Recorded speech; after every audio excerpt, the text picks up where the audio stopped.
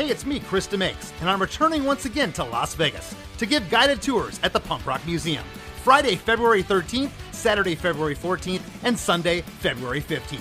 That's right, Valentine's Day weekend 2026. And I can't think of a better gift for your significant other than all of us sharing punk rock memories together. I'll be giving 2 guided tours a day. Get your tickets at thepunkrockmuseum.com. Join me as I guide you through 6 decades of punk rock music, memorabilia, artifacts, musical instruments, merchandise, mementos, and so much more. Get your tickets now at thepunkrockmuseum.com. Can't wait to see you. Have you heard the Disgraceland podcast? Do you know about Jerry Lee Lewis wanting to murder Elvis?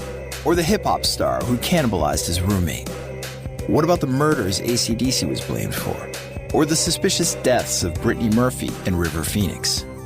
These stories and more are told in the award-winning Disgraceland podcast hosted by me, Jake Brennan, every Tuesday, where I dive deep into the dark side of entertainment and the connection between music history and true crime.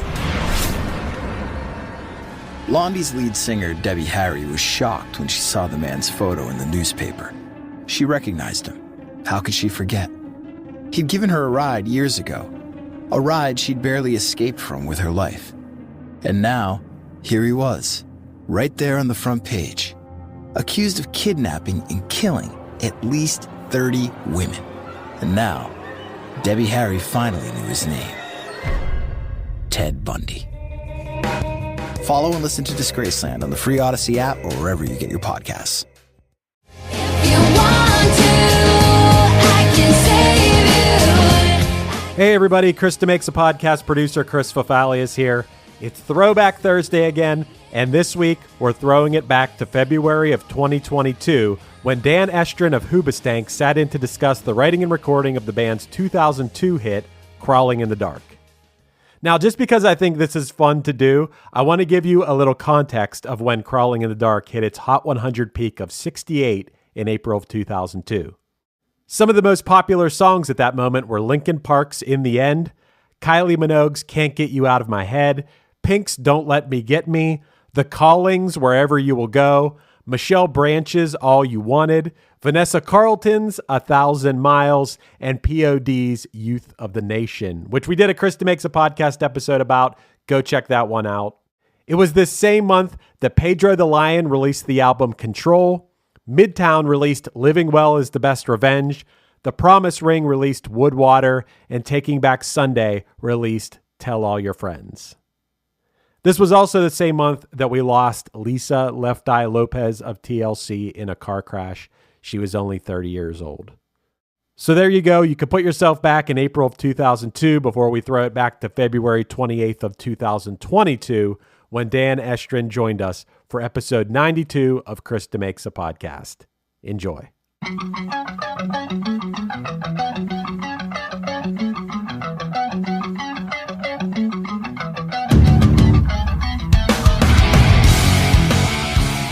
Hey everybody, today's guest is Dan Estrin, guitarist for the Agora Hills, California rock band, Hoobastank.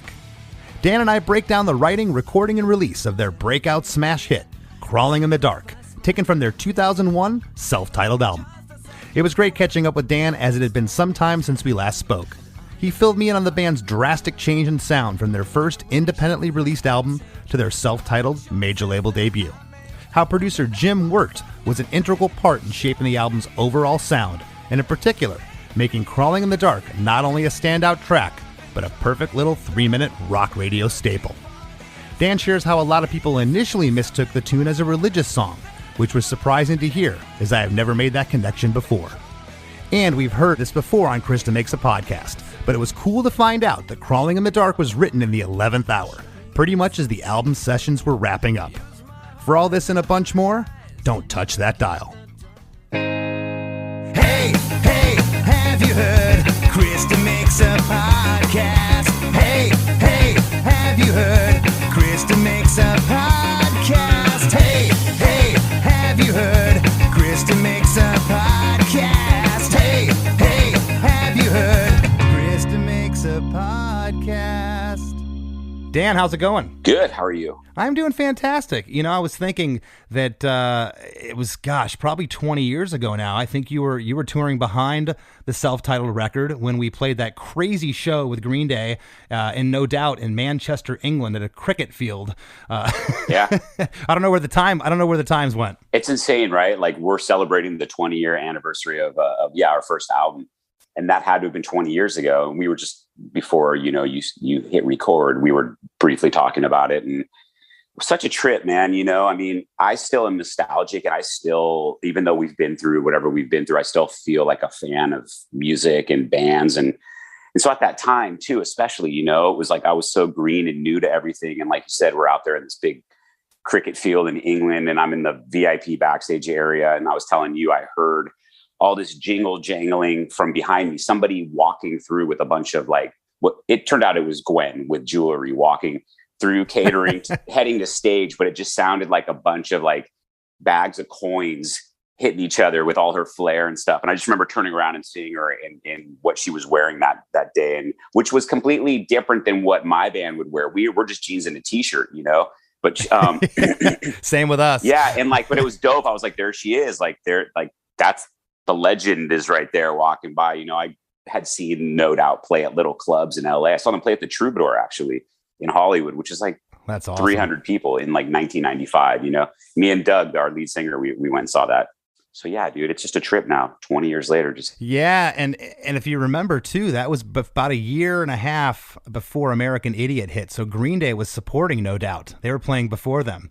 Which is just amazing to even think of that whole thing. Yeah. Where they went a year and a half later to a well-known arena act to a stadium act. It was pretty crazy. It's crazy to me to have conversations with people that didn't know Green Day before Dookie, and at that time, I was still in high school, and at that time it was at first the punk rocker kids were like, they're not supposed to be doing this. I remember that at the time, this is on K-Rock, what the fuck? But the songs were dope and they just exploded. But I remember it was this weird thing. They were this underground, loved by the underground only. And then they became mainstream. And I'm sure, as you know, when that happens, lots of bands get shit on as if it's their fault and whatever it is. And all they were doing was just continuing to write music like they had previously been doing when you loved it. But now it's on the radio, and everyone that you don't like is listening to your favorite band. So now you can't like them anymore. It's just a weird fucking thing, dude. Oh, it's a trip. We've talked about that a ton. I referenced that a bunch of times on this show. The whole sellout thing in the 90s. It's so funny that kids don't care anymore about any of that. They don't care what label you're on. They don't care if you're wearing a Gucci jacket in the video. They just don't. You don't hear that anymore. But it was such a thing back then. And speaking of where the time went, and don't take this the wrong way, but I can't believe that where the last 20 years have went. I mean, you guys to me still seem like a new band.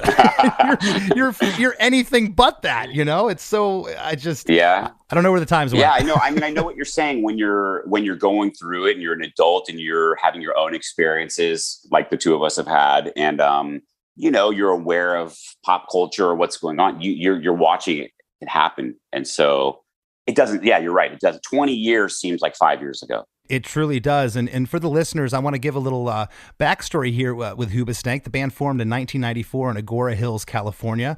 Their first full-length self-released album was in 1998 called They Sure Don't Make Basketball Shorts Like They Used To, which featured a saxophone section. It's kind of like funk-infused rock. And Dan, when I go back to research these episodes, I was unaware that you guys made a record before the self-titled, and I went back and listened to this album, and albeit the sound was completely different, but the record holds up. It sounds pretty good. Well, here's it's funny talking to you because the horns, it's the horns thing. And dude, we started as a band that it was me and Doug, really, me and our singer, we just were pushing forward, and the two of us loved the same bands, but we also loved other bands that the other one didn't love. And I was way down with Fishbone and the Skeletones and just whatever was going on out there, but I was also into Mr. Bungle. And at that time, Mr. Bungle had they were on their second record by then, but it was just circus shit. It was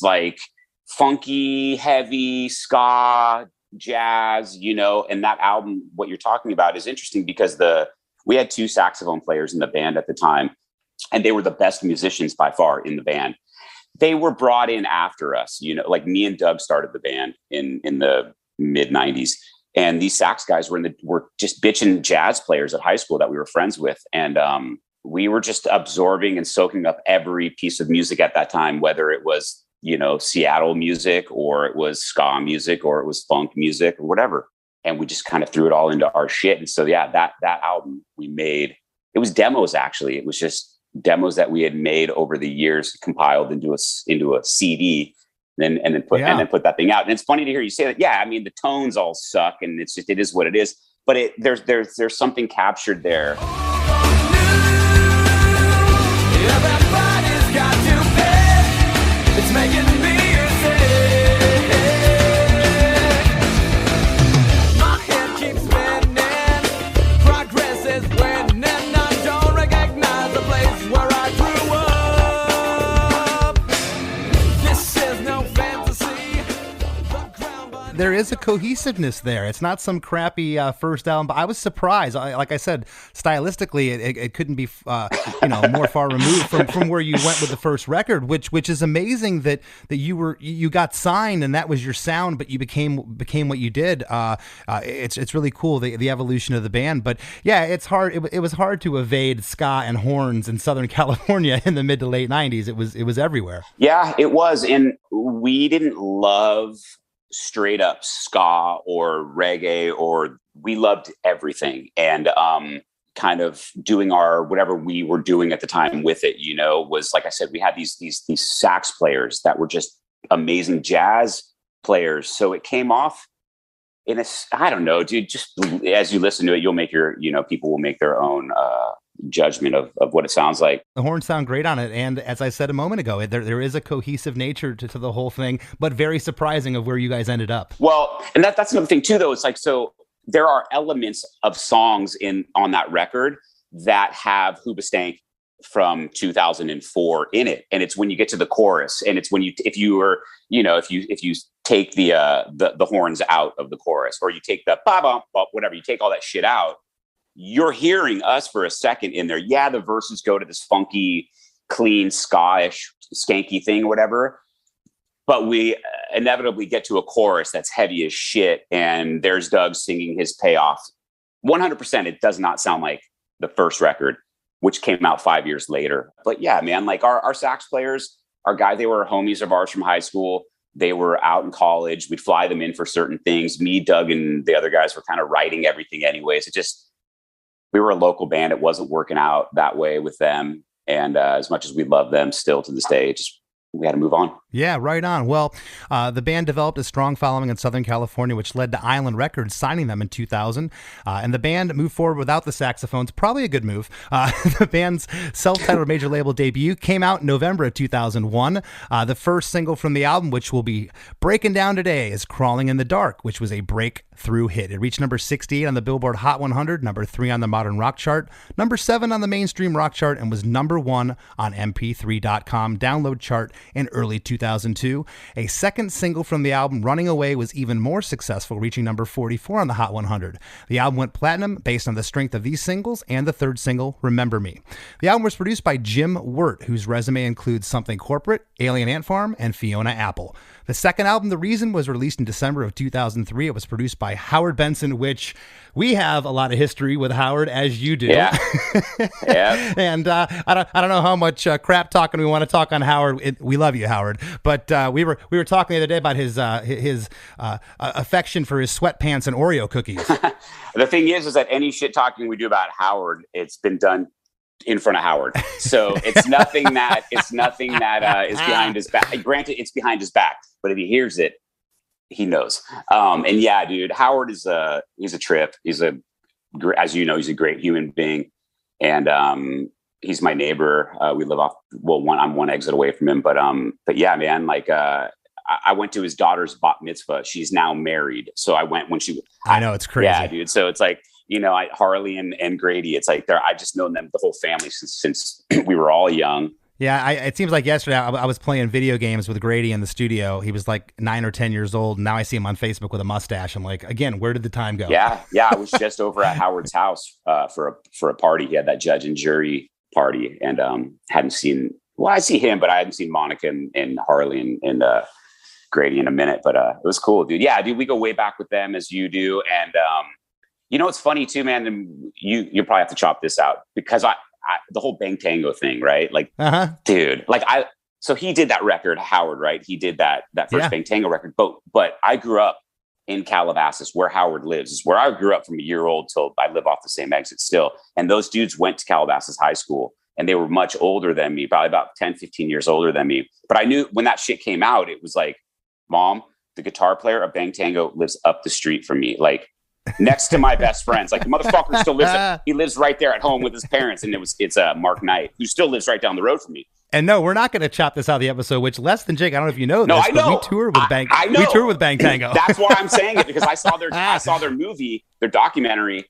Oh, okay. And then I saw you in there talking about, right? Isn't that you? And you're talking about like, that was me. And you didn't. And it was funny because I was such a big fan of that band that I didn't just know who Joe was. I knew who all the members were. And when I feel like when you walk, how could you forget Kyle? Dude, they were, I mean, when I was a little fucking kid, dude, like I remember walking in the mall, the Topanga Mall near my house here in Woodland Hills as a little kid. And I saw Joe, the singer of Bang Tango, coming down the fucking escalator in Nordstrom. And on his arm was Bobby Brown, fucking Cherry Pie. Wow. And I remember just being like, and then fast forward, I saw her and Janie Lane. We used to see all those guys around her all the time. But yeah, dude, the Bang Tango story, the connection I thought was sick. Cause I know that you were a fan of that album, right? Heck yeah. I love Psycho Cafe. It was a great record.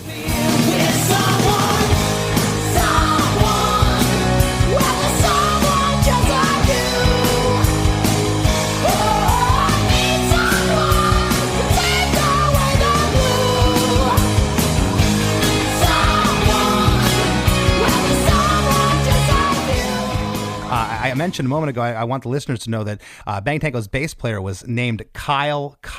It doesn't get much more rad than that. Yeah. Yeah, dude. I should have went by Chris. Maybe my career would have gotten a little bit better. I don't know. Anyway, so I'm sorry to get off track there, but I just know that when I saw you in there, I was like, oh, this dude's rad. He fucking gets it, dude. Like he likes other shit, you know? He likes the stuff I like. Oh, dude, I was tripping out like probably 2 years ago. I was out in LA and I rode up an elevator in a parking garage with Bobby Blotzer from Rat. I was like having a moment. Yeah, I could hardly muster up the courage to say hello to him, which I ended up doing. But anyhow, the record with Howard Benson, The Reason, the song's title track, was a huge hit, reaching number 2 on the Billboard Hot 100, and the album reached number 3 on the Billboard 200 album chart. And you know, Dan, that was my first thought, was to cover The Reason on the show, but I just felt, which I think the song's great, huge hit for the band, but I felt there was a little more to talk about with Crawling in the Dark, a little more indicative of the band's overall sound, so that's what we went with. The band has released 4 albums since The Reason: Every Man for Himself in 2006, For Never in 2009, Fight of Flight in 2012, and Push Pull in 2018. Hoobastank just recently completed the Summerland tour, which also featured Everclear, Living Color, and Wheatus. What was it like seeing Vernon Reid jam every night? It was amazing. I trolled Vernon on tour so hard every fucking night, dude. Like, I got to this point where it was like I was just yelling, "Fuck yeah, Vernon!" And he'd look back, and I'd have like my shirt up and my nipple out or something like that, and I'd be like, "Yoo-hoo!" And he would just always be like, "Oh, what's the?" He could tell he loved it but hated it. It was rad, you know. I mean, as a guitar player growing up and remembering when, you know, Cult of Personality came out. Oh yeah. Look in my eyes, what do you see? The cult of personality. I know your anger, I know your dreams. I've been everything you wanna be. Oh, I'm the cult of personality.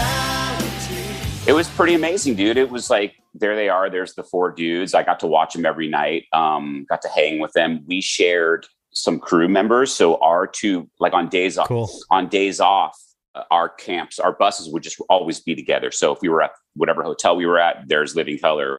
Everything was booked together. So we were with them quite a bit and got to know them pretty well, celebrated birthdays. And It was rad, man. That's so cool. And they seem like kind of the odd band out. They were like, the tail end of the 80s, early 90s. You guys, Wheatus, Everclear, and Hoobastank were a little bit later. But I talked to Brendan from Wheatus. I had him on the show recently, and he told me that the tour just went off without a hitch. It was so awesome. So I'm really glad to hear that. It was so cool. I'm not going to lie. It's probably, had we not all been locked up for a year or whatever it was, maybe things would have been different, but I don't know. It was the vibe, the camaraderie between all the bands, the crews.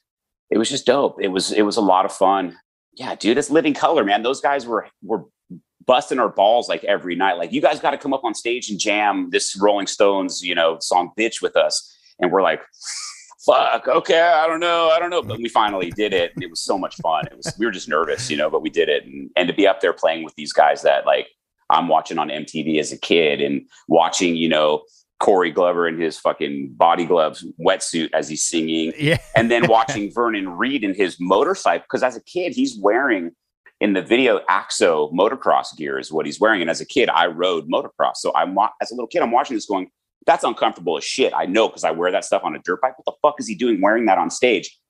20 years later, 30 years later, I'm on tour with him. And I finally asked him, like, straight up, me and him just hanging there, like, how the hell did you come across Axo motocross gear for your fucking video and your shit? And like, he told me, he said he was in a thrift store. They were traveling or something like that. He was in a thrift store and he saw it there, and he was looking at that point for something for wardrobe, or as you may know, when you're in a band trying to stand out or whatever it is. I've done stupid shit with hair, and like, fuck, you guilty. Right. You look back and you see, and I think that it was one of those things that it was like, oh, okay. And so it was very interesting to be able to have an adult conversation with somebody that from something 30 years ago that I was like blown away by, but talk just as friends. It was cool. That is so awesome. Well, we're going to jump into Crawling in the Dark now. The song is 2 minutes and 55 seconds. And the first note, Dan, that I have on this track is there is no fat on this tune anywhere. There's no fat. Yeah, there's no fat. There's not one part that I went, that might have been able to be chopped there. Or why is that there? It's just every part needs to be there. And it's like the perfect pop song, man. Well, I think that's because we went under 3 minutes. Had we gone 3 minutes, you would have found some fat. You know what I'm saying? Like, I don't know if I've ever said that on the show. I've been doing the show for over a year and a half now. And there's no fat to be trimmed in this thing. The intro goes for 8 seconds. There's this cool, clean guitar intro.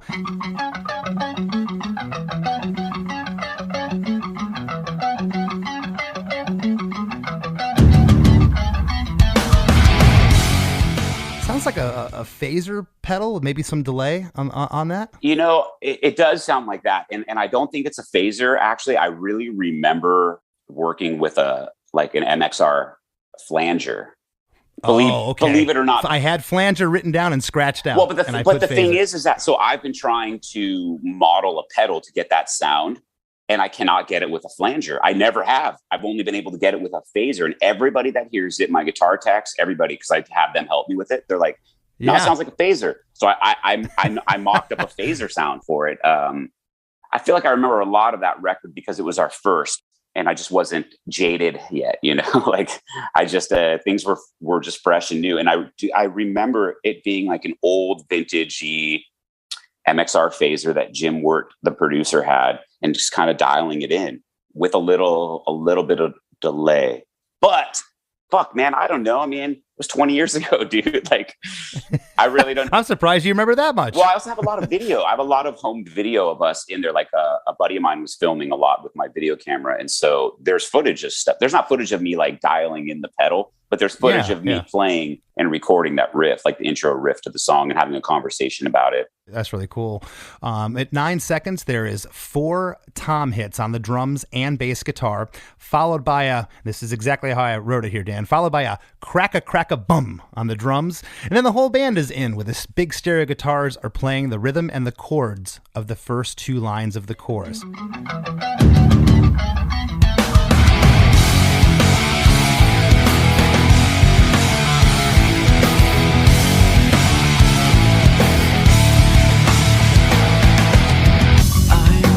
Dedicate and sacrifice my everything for just a second's worth of how my story's ending.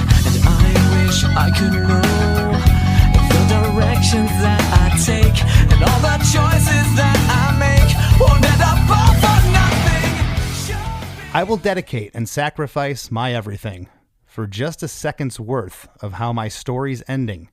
And I wish I could know if the directions that I take and all the choices that I make won't end up all for nothing. What's happening there? Well, I can only speak so much about the lyrics. I didn't write them. It's, that's Doug. But what's funny is that Doug is far from a religious person as you could possibly meet. But so many people thought that was like a Christian or religious song. And we got a lot of that in the beginning. Like, are you guys a Christian band? And nothing against that. If you are or you're not, whatever. We love, like I said earlier, I love Christian music. I love Indian music, whatever. I love everything. But it wasn't. And I don't know, Doug. I don't know. It's funny because I never really sat with him and been like, what is this? What is this? Because a lot of the times his lyric writing were thoughts that were just possibly random thoughts, or at times driving in a van from the airport to the hotel. Well, that's what I was going to ask. Do you ever remember Doug having like journals that he kept, or do you remember him like frantically writing a second verse in the studio to this, or was the song demoed and kind of done when you took it in? Do you recall? Yeah, this song was the last song written for the record that was our first record. And it's so interesting because we signed a record deal without this song ever existing.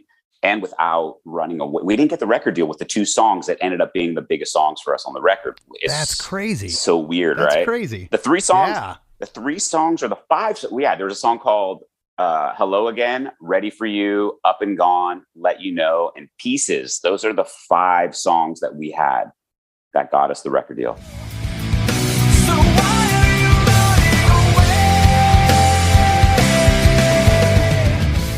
Hey, don't run away. There's lots more with Dan Estrin after a few words from our sponsors. Looking to elevate your music career? DistroKid is a digital music distribution service that enables musicians to distribute their music to online stores and streaming platforms such as Spotify, Apple Music, YouTube Music, Amazon, Tidal, and many more. DistroKid collects earnings and payments, sending them to you, the artist.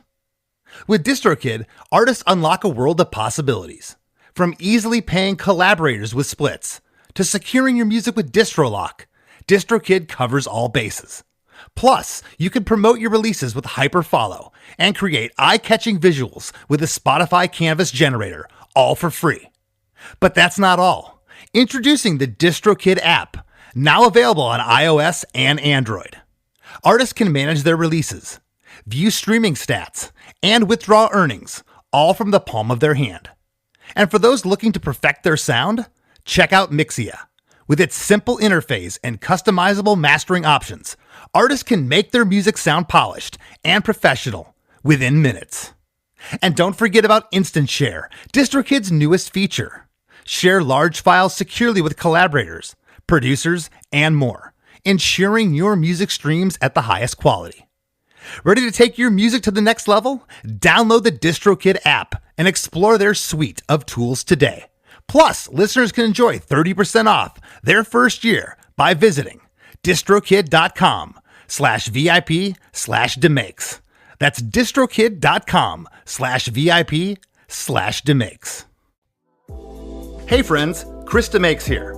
If you love Chris DeMakes A Podcast and you'd like to help us continue bringing you great episodes each week, please take a minute to check out chrisdemakes.com. That's where you'll find our Patreon.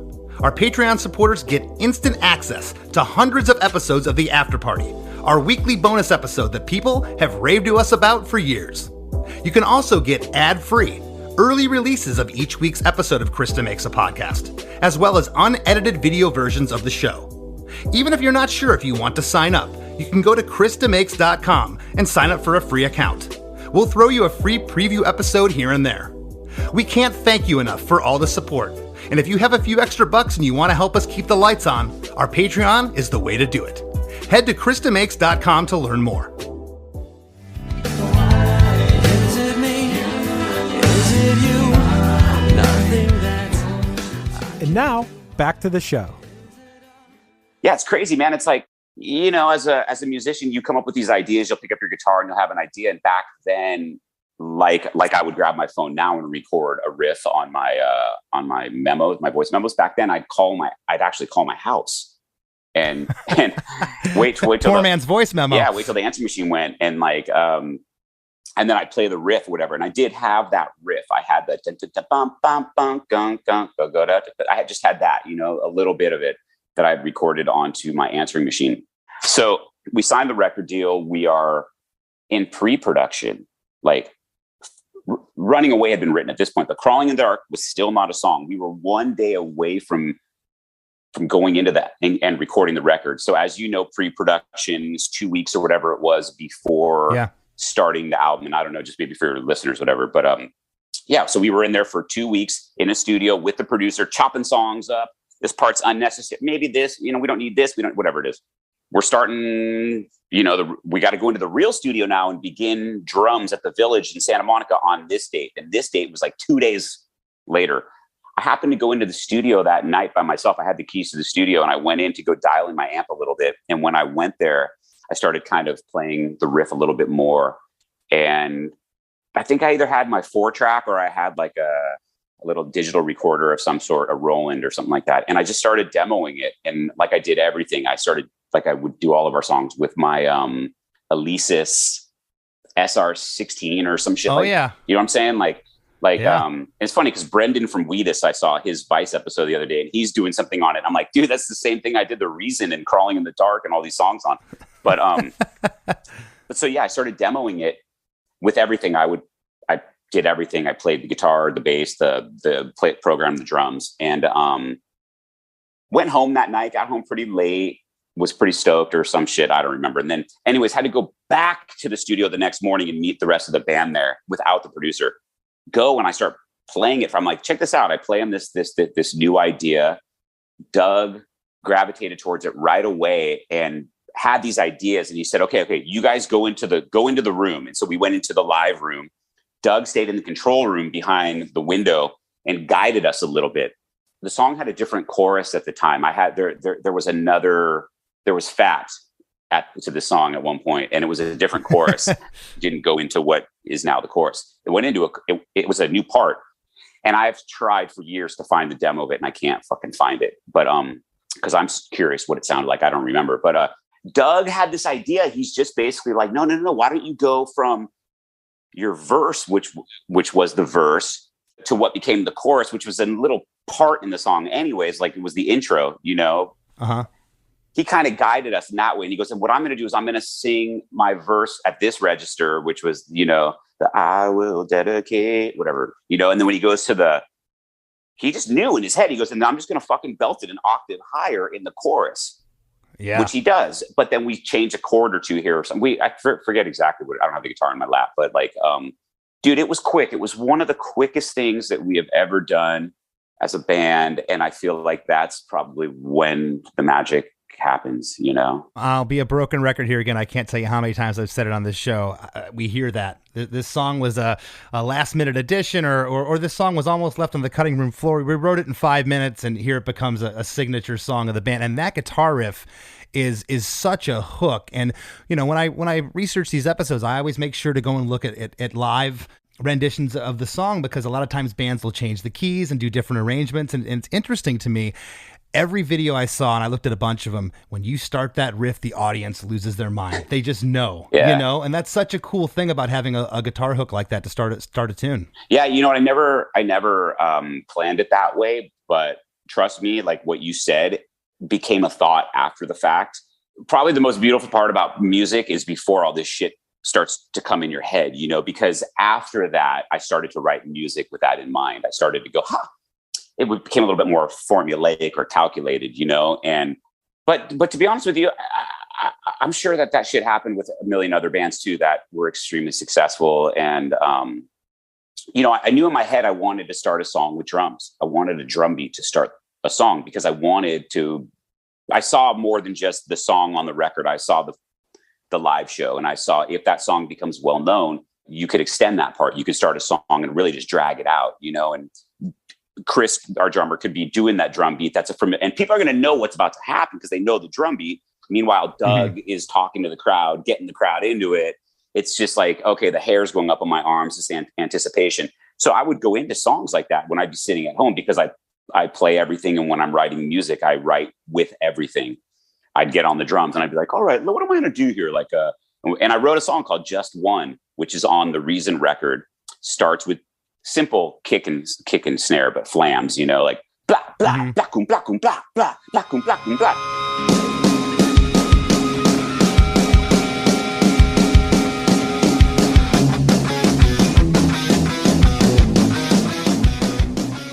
To me, I'm like, okay, that's dope. So when we play that shit live, he could just fucking do that thing while I'm changing guitars, and I'll come in when I come in, Yeah. So yeah, music did become a lot more formulaic later, thinking about what you had just said, which is not what I thought writing the song. Yeah, and it's so hard to go back to that innocence as a songwriter. I wish I could sometimes. I overthink and I cook things too long sometimes, and it's interesting when you didn't have all that in your head when you were young and you kind of still didn't know what you were doing. It's interesting that there's an intro clean guitar comes in at the top of this verse. Bass and drums are holding down a great groove. On the third line, there's some feedback. It's like the right speaker to the left, back to the right to the left. And I wish I could know the directions that I take and all the choices that I make won't end up all for nothing. Was that natural created? Do you recall? I do. Yeah. I don't, and listening back to it and trying to get into my head now, as from back then, I'm like, the fuck was I thinking? Like, why? You weren't. Why did I start doing that? Why did I? And it was more about just production and overdubs. And I was very aware of what I wanted at that time. And the next two records after that as well, the Reason record and Every Man for Himself. All those records, I knew what I wanted for the most part. I knew a lot of the pedals I'd be using. I knew the pickups I'd be using. So yeah, and I do remember kind of standing there in the control room while the song was playing and just kind of, I think I had my hand on the root note of the chord and was just kind of like leaning into the speakers so I can get the natural feedback. I don't think I went, every once in a while when we want to do stuff like that, I'd go into the live room so you could just really turn it up and get it straight out of the amp, But I think for that one, I feel like I just was in there just kind of up against his little NS10s or whatever it was with my guitar. Yeah. Feeding back. Yeah. And there's another part too where I do like a harmonic. And it's weird because I don't know if I would do that today. And for the listeners, NS10s are very common studio speakers that Dan was referring to there with the feedback. And I love that part. Again, another hook it's a small hook, but it needs to be there in this song. I definitely wouldn't take that out. On the last lyric here, Nothing, on Nothing, those big stereo guitars come back in to start chorus one. Nothing, show me what it's for. Make me understand it. I've been crawling in the dark, looking for the answer. Is there something more than what I've been handed? I've been crawling in the dark, looking for the answer. We're already in chorus one at 42 seconds. That happens really quick. And I love the back and forth here with the drums of the chorus. I'm going to read through the lyrics here. Show me what it's for. Make me understand it. I've been crawling in the dark, looking for the answer.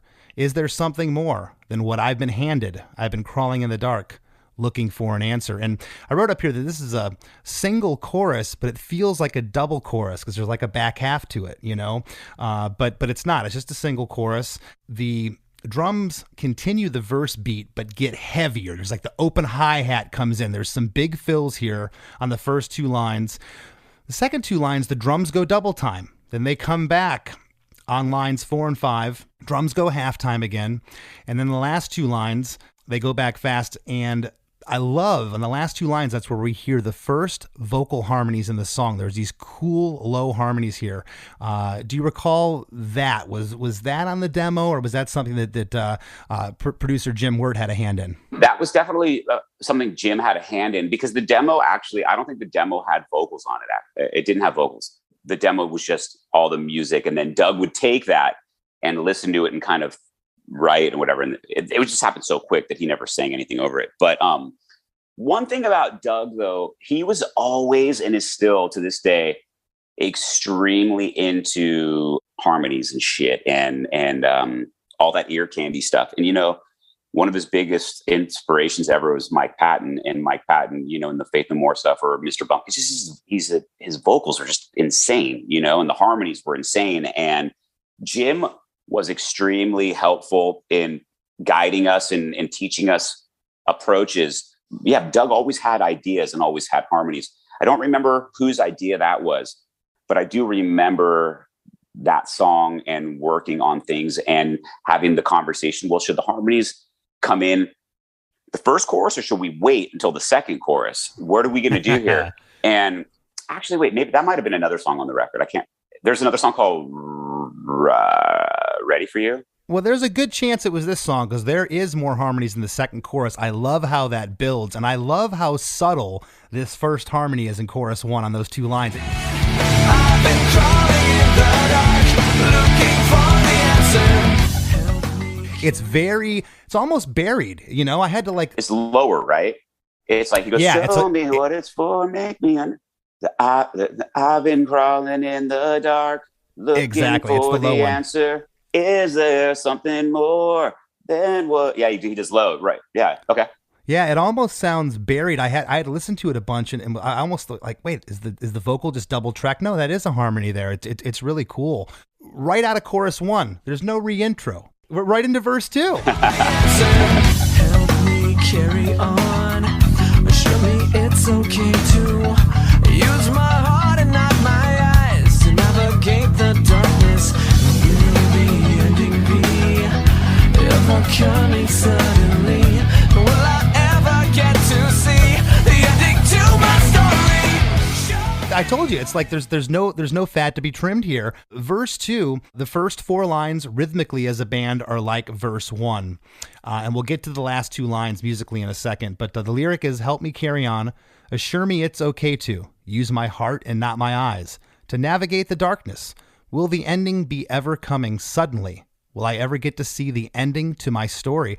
You know, I'm not picking up on any religious undertones here lyrically. And I guess everybody can, music and lyrics are so subjective, but that's interesting that fans and people that listen to the band thought that. Yeah. What I'm hearing, to be honest with you, is a young 20-year-old guy that has no fucking idea what's ahead of him.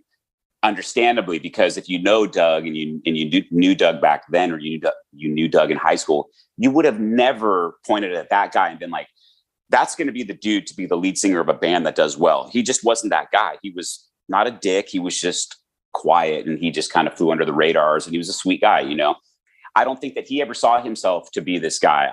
He's not. Vernon Reid from Living Colour, on one of the shows that we did, like, after we played, like, we fucking killed it. The crowd was great. We were great on stage. Just, when you walk off and you just feel so good about shit. Vernon Reid just is laughing at us. He's like, not at us, but he's like, dude, walks up to Doug right off the show. He goes, man, you're like the anti-lead singer. And it was just funny because it's like so anti-lead. Which is actually a compliment, but it could be construed as not. No, dude, we were fucking stoked. Doug was like, thanks, Vernon. He's like, that's rad, because that's so true. So yeah, he's the anti-lead singer. He never thought he was going to be this guy that was whoever he was, whenever he was, and he doesn't. He's a dad. He's a fucking soccer coach, a baseball coach. That's his life, unless we're touring and we're doing shit. So sometimes I think the two of us forget what we do. Sometimes we're like, oh, that's right, yeah. But what I think was he was in his early 20s right there, going like, fuck me, man. I signed a record deal. Like it wasn't me who did it, Dan. I wasn't the one that was like, come on, we're doing this. But it was me who was, come on, let's fucking do this. He wouldn't have done it on his own. I was just that's interesting. I was just the idiot, just like blind and going, I don't give a fuck, man. We're going, and like, you can sing, let's go. And he was supposed to go to school, dude. He was supposed to be a good student, and he was on the fucking honor roll or the dean's list and shit like that. And then we just started ditching school. So you dragged your buddy to the dark side, Dan. Congratulations. So he's searching. Yeah, I just think that he's just, what the hell am I dealing with? Wow, That's cool. Well, I love the last 2 lines here. Will the ending be ever coming suddenly? Will I ever get to see the ending of my story? On that line, will the ending be ever coming suddenly? There's a drony guitar layer that comes in underneath this line. It's killer. It gives tension. Coming suddenly. Will I ever get to see the ending to my story? Do you recall building that part in the studio? I think it's a harmonic is what it is. I think I'm just on. Okay. I think I'd have to listen to that part right now. But Are you talking about where the will the ending be ever coming suddenly? I'm doing like I'm doing a harmonic. I'm pretty sure at that spot. I'm just on like the low E string, just I think, or was that on the first verse? I can't think right this second. But that's possibly what it is. What the fuck's the last line, dude? Sorry, I just woke up, man, so I can't think for shit. Because I need to stop waking. I need to stop waking guys in rock bands up before they need to get up. But you're on the East Coast, right, dude? It's like 3 hours ahead for you, so I get it. But that's not your fault, Dan. I know, that's not your fault. The last line is, will I ever get to see the ending to my story? Right. And so it goes, the ending to my story. And I do this like, Zoom, I hit the E is what it's in. I accent that a little bit harder at that spot than I do in the first verse. But there is something going on there, and it's possibly there's a harmonic of some sort that I'm doing just kind of through it. I use the term droney there. It's just kind of this cool underlying layer. Well, that makes sense. Yeah, and on that last lyric, ending to my story, you can really hear the double unison vocal on this line, and it just lifts there before chorus 2. Get to see the ending to my story. Show me what it's for. Make me understand it. I've been crawling in the dark, looking for the answer. Is there something more than what I've been handed? I've been crawling in the dark, looking for the answer. Again, the lyric on chorus 2 is show me what it's for. Make me understand it. I've been crawling in the dark, looking for the answer. Is there something more than what I've been handed? I've been crawling in the dark, looking for an answer. Now, on line 3 and 4 here, 5, 6, and 7, there's harmonies throughout. Why just on those lines? Do you recall? Is that something, again, that Jim was working, or was Doug kind of thinking, okay, it's chorus 2, we're building here, I want to stick some more harmonies because they're really well placed? But that was probably Jim. I mean, I got to give him credit because he's basically was our first school teacher, as a band. Had that been a Howard album, I as much as, Howard is a vocal producer, I would have said that was Doug, because at that point, Doug went in. I mean, I could play you demos, one day and you'll hear, and the demos were done by just Doug and I, and you'll hear his harmonies, and both of our production going into it was already there. But before that, when we were teens, when we were kids, we got picked up by Jim Wirt because he saw potential in us as a band. We were horseshit at that time. I mean, not really. We were okay. We had some songs on that Basketball Shorts record that were cool, and then some songs that we cringe at if we hear them. But he was just kind of guiding us and developing us. We didn't really know much about what was going on. He was trimming the fat of us in developing us. And so at that time, he was very... I have these ideas for vocals, and all that shit was recorded to tape. Also, it wasn't Pro Tools. We did use Pro Tools on that first record a little bit, but it was brand new, and it was recorded to tape, dumped into Pro Tools, dumped back to tape, and then mixed on tape. Do you recall if there was any vocal tuning in Pro Tools at that point? There was none. That record there was not. And that trips me out, dude. I go after that record, everything was tuned.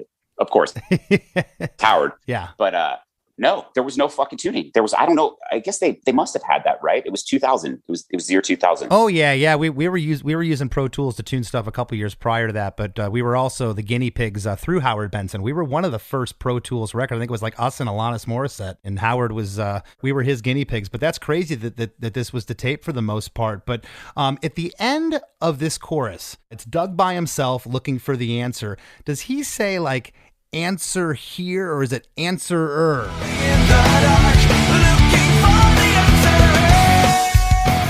Like he kind of holds on. I don't know. On all the lyrics I find online, it doesn't say answer here, but it's like looking for the answer. He's just saying looking for the answer. That's all he's saying. He's not saying looking for the answer here. It's simply just looking for the answer. He's just pushing that syllable at the end right there. It's still this looking for the answer. Gotcha. And then he pushes a little harder. So it's not, Well, we go in here to what I'm calling the post-chorus jam. I'm not going to call this the bridge. The bridge comes in a moment.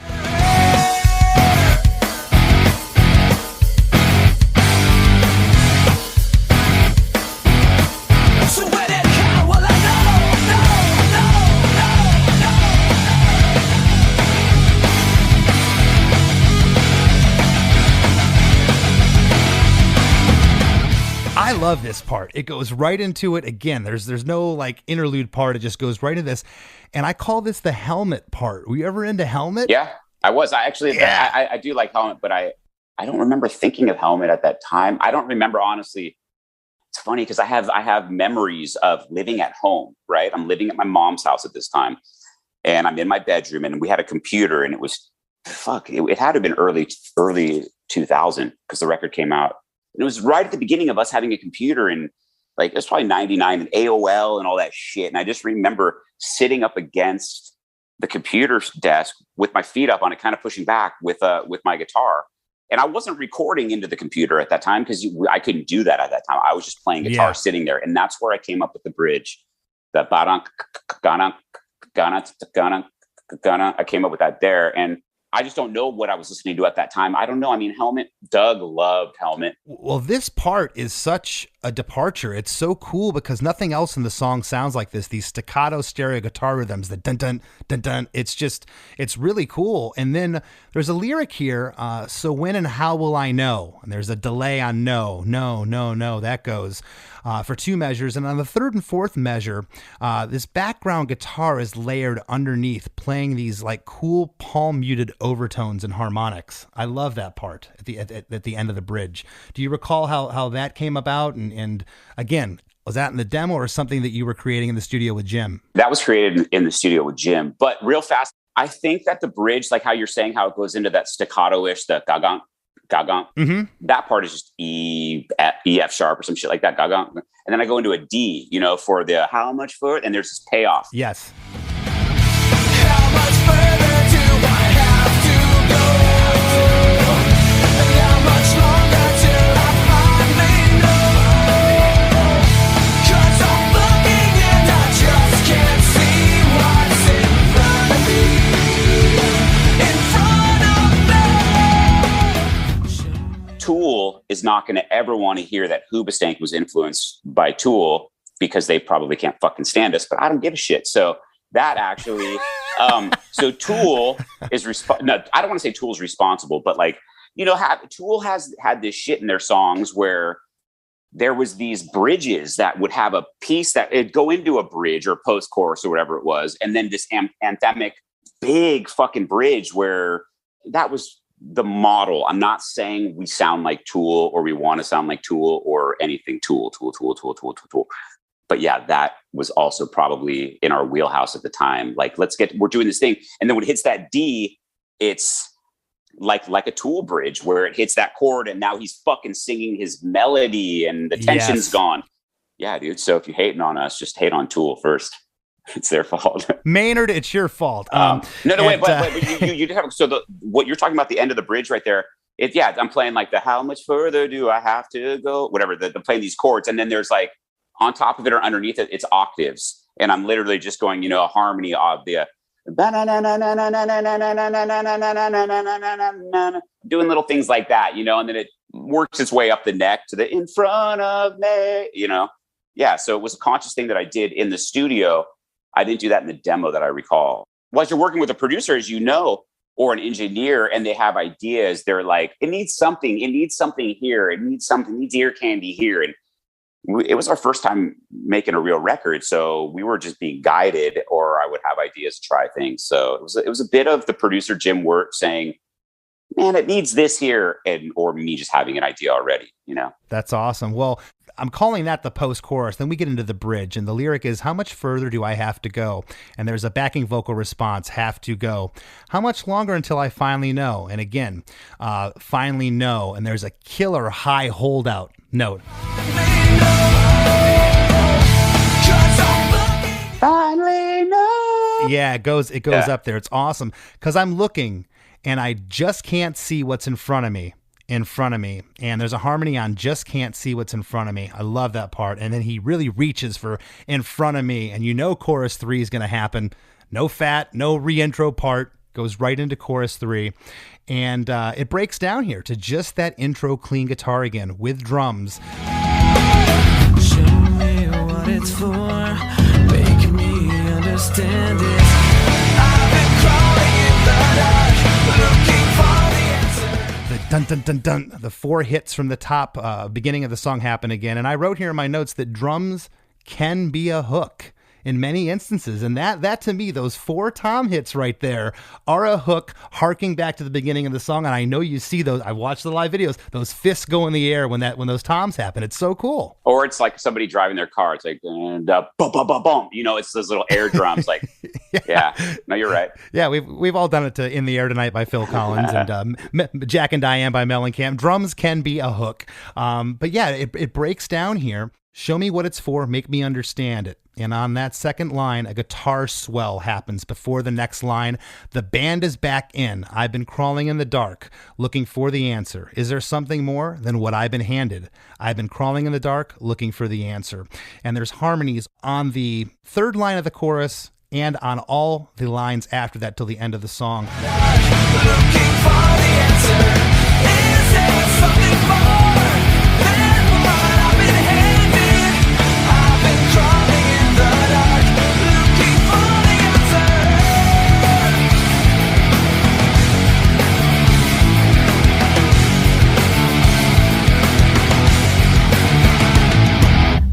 A lot of stuff going on here. There's no double chorus in the song. Again, they're all single choruses. Kind of feels like a double because it's a long chorus. There's no double.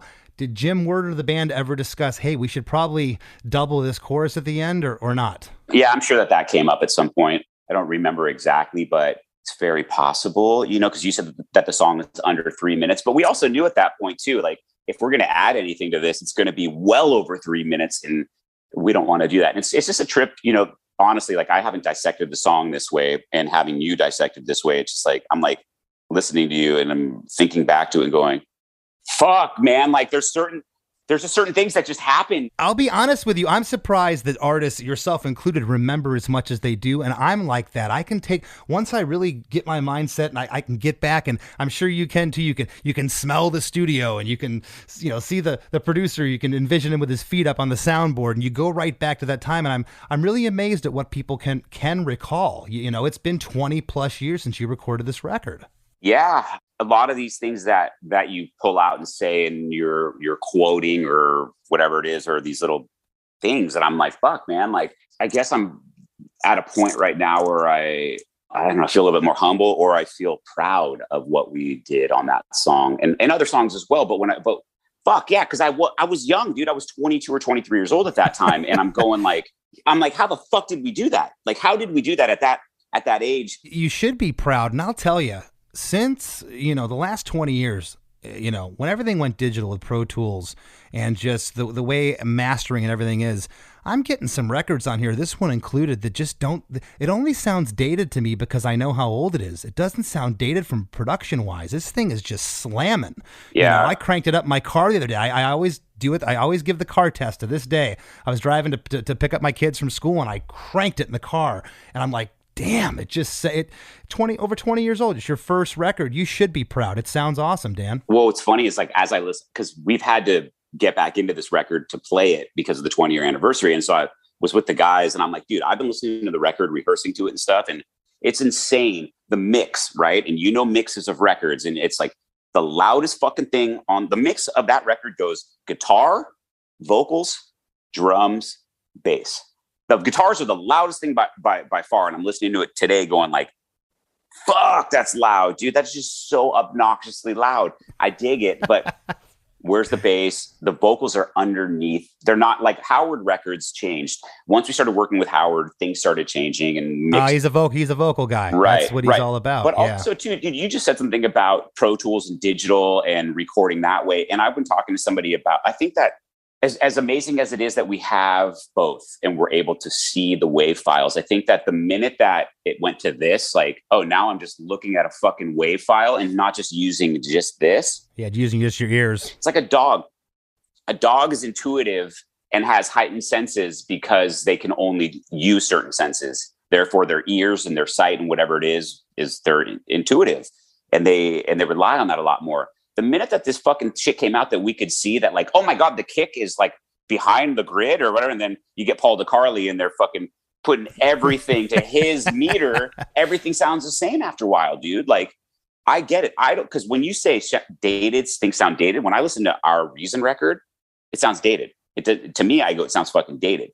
I love that particular song and I love the songs, but that it just was different, dude. The minute that you can start seeing that, oh, look, Plotnikov's looking at me. Look, you're behind right here. I'm like, yeah, well, that shit didn't exist 20 years ago, and you had to fucking use this. Let's go back to this, dude. I'm upstairs working on you're in front of a computer right there. You're probably recording shit all day long on Logic or Pro Tools, seeing the exact same thing, you know? Oh, I just wanted to say for the listeners, you know, what Dan is referring to. And I do this all the time. I'll do a harmony and I'll look on that track and I'll see that the harmony, the wavelength, the waveform is not as long as the melody. And I go, but then I listen and I close my eyes. I listen with my ears and I go, but it sounds great. It doesn't need to be perfect. And that's a hard line. That's hard to get away from, but I completely understand that. You know, the last 10 seconds of the song goes back to the heavy intro groove for 2 measures, and then the song just ends abruptly.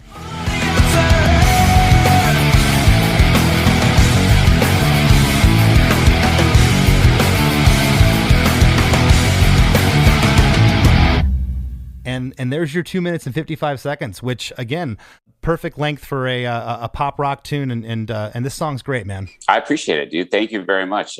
It's old as dirt now, so. It is.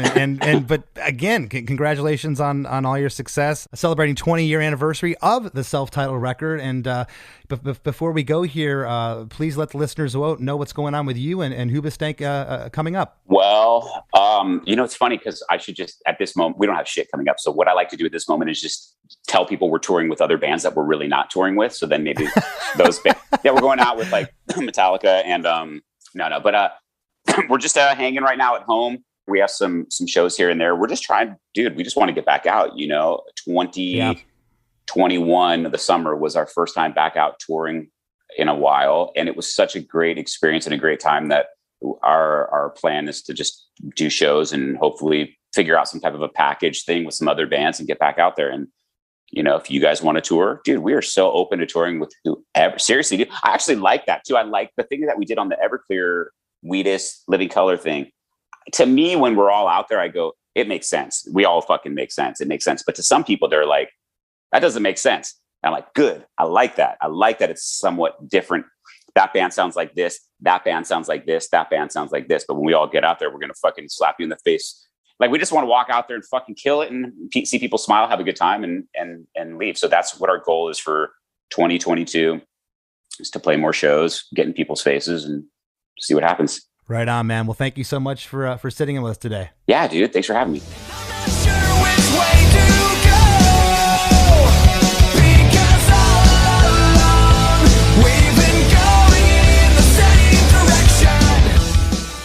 Don't go in a different direction now. There's a whole lot more Chris DeMakes A Podcast after a few words from our sponsors.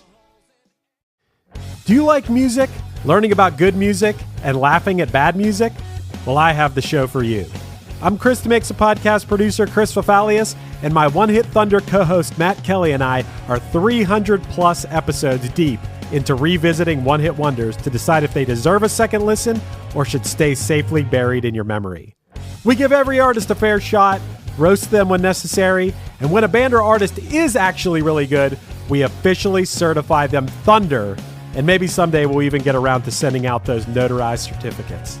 Basically, it's an incredibly fun music podcast, so smash that subscribe button on One Hit Thunder wherever you get your pods. As we near the end of the show, here's a band you might not know.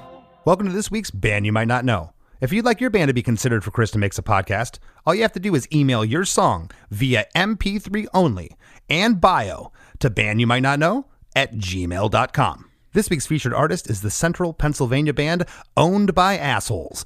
This is old school punk rock, snotty, brash, loud, and fast. Their most recent EP is called American Suicide, and here's a snippet of their song, Heaven's Chimney. They envy you, licked in your boots. Colloquium of adherence, accept your view as absolute. A fraud group paves the way, watch your numbers raise.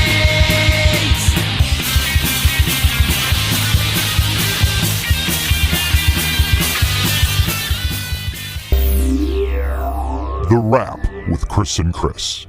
All right, man, so you got a California guy up early out of bed for this episode. I could tell, and then you're asking him questions about a song from decades ago. Yeah, what a way to wake up. Yeah, don't mind me. I've been awake for 6 hours here on the East Coast. Right, but I think it was a great episode. Speaking of being sleepy, I think you kind of caught him off guard when you said, there's really no fat on this song. And he's like, what do you mean?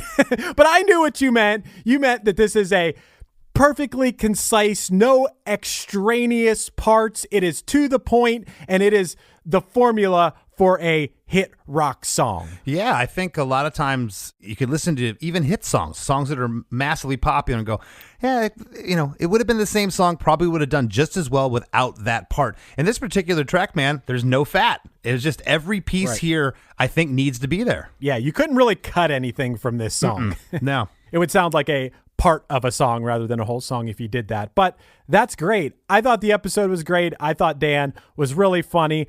I thought it was crazy. I had never listened to Hoobastank's first album before, and that is a drastic change in sound. But like you said, they did have a cool sound. There were horns involved. They had more of like a funky feel to them. They had some ska parts. It felt to me, just as in my experience, the same sort of way.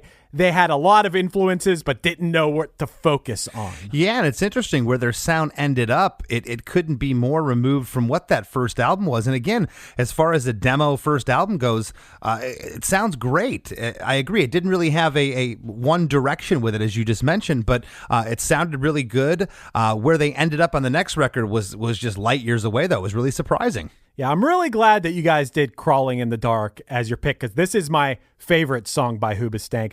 I especially love the chorus and how it goes back and forth rhythmically but between the halftime and the picked up. It's great. It's awesome. Such a good, catchy, powerful chorus. Yeah, and I'm sure there's other songs that do that. I can't think of one off the top of my head, but I think that's what makes that chorus work. It's really interesting. You would think that, no, you'd want to keep a chorus all halftime or, all upbeat, and going back and forth is, I think, what adds the charm to the song. I thought it was funny, and I never would have thought of this, but Dan talked about how people thought there was some sort of religious aspect to the lyrics of this song. And then I was like, why would people necessarily think that? And I figured it out. It's because the word sacrifice is used in the verse. And hey, religious people, you don't have full claim to the word sacrifice. Non-religious people can use the word sacrifice too. Yeah, that's what I figured out anyway. I was surprised to hear that as well. I don't really pick up any religious overtones or anything with this track. I also thought it was really cool. And I never thought of this before you said it, Chris, but the second you said it, I'm like, oh my God, it does. That the bridge kind of reminded you of Helmet. And Helmet has a song called Unsung, which I'm going to play a clip of.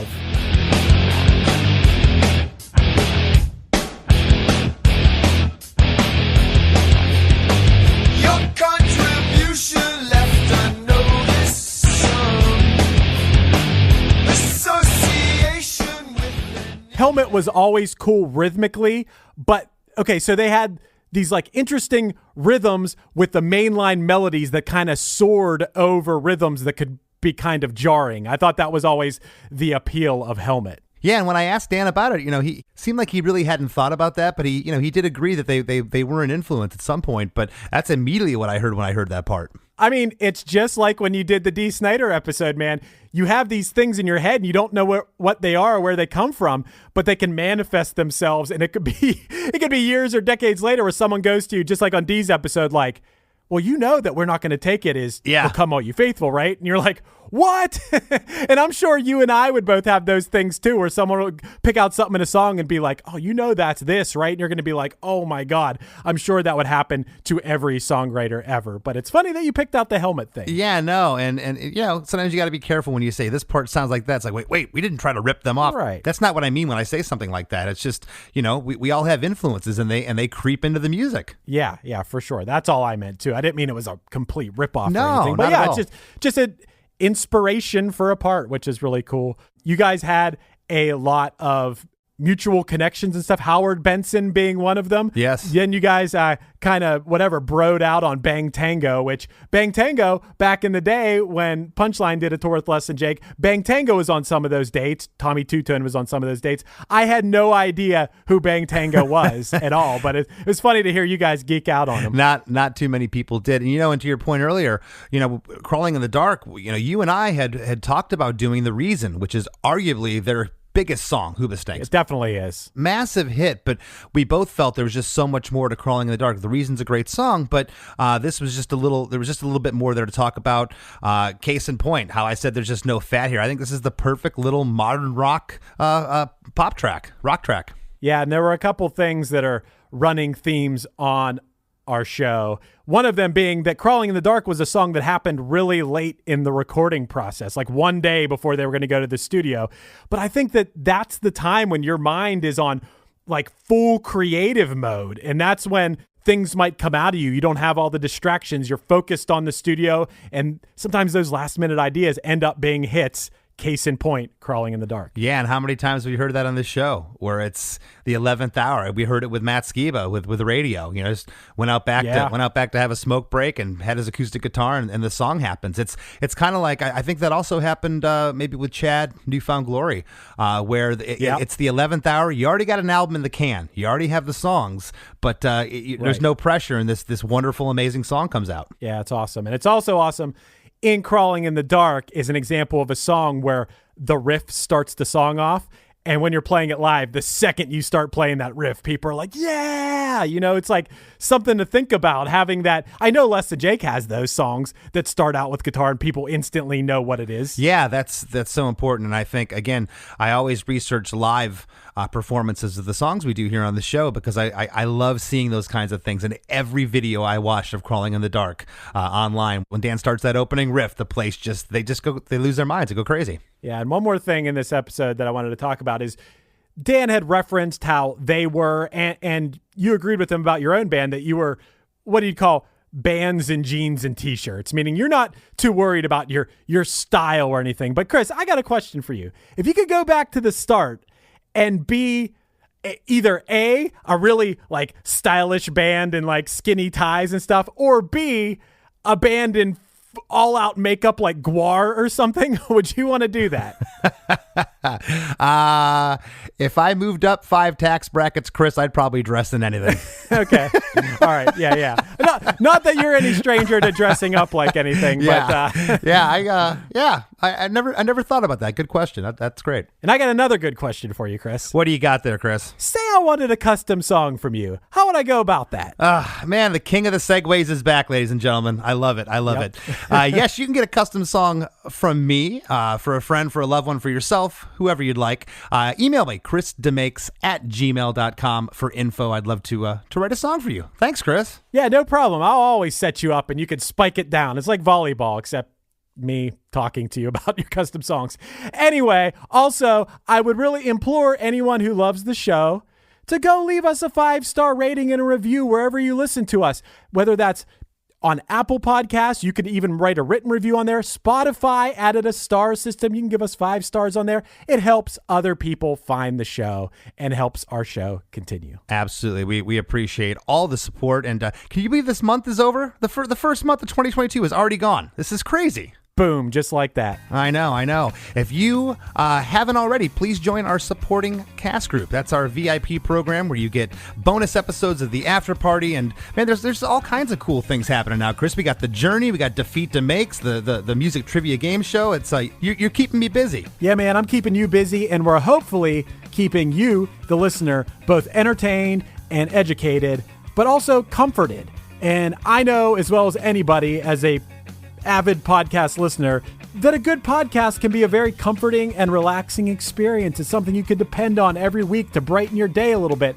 especially since we always release these new episodes on Monday mornings, which might not be your favorite time of the week. So yeah, we appreciate you listening at all, but if you want to go the extra mile and get a lot more podcasts as well, check out chrisdemakes.com. Absolutely. And I think that's about it. Thanks to everybody for listening. And I want to thank this week's guest, Dan Estrin from Hoobastank, for sitting in with us. And we'll see you next week.